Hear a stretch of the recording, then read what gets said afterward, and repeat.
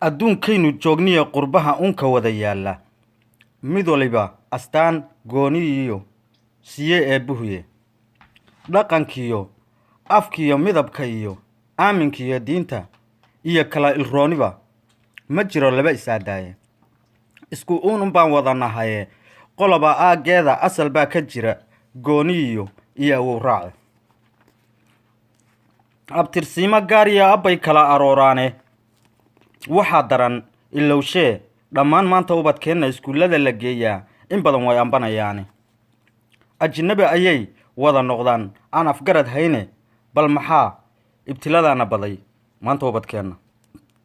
ixtiraamka sharaftaan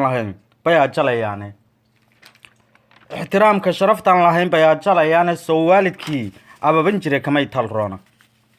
ilmo waliba goortuu yar yahay ma laha iimaani ashahaado garan maayo iyo aamin iyo deeqe kolba waxay indhaha kula baxan bay ku ababaanay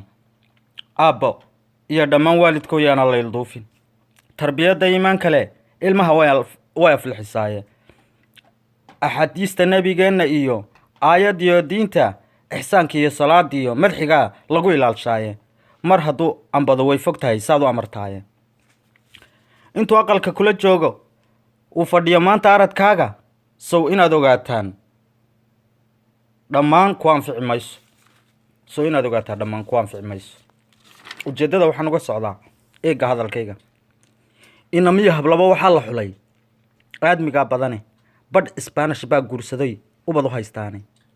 asalkiiyo firkiisa uma lumin idil ahaanteenna afka iyo sugaantii naxwuhu waanbanayaaye ahlan iyo salaantii islaam diida ubadkiiya odhaahdoodu waa whatsapp ama sahay ubadka soomaaliya afka kale sidaa loo bartee cidi iloobaynin waxa keena loo aasay baan eega garan waaye erey uu indheer garad dhahoo odayno noo sheegay ayaa ahaa hashii oradayee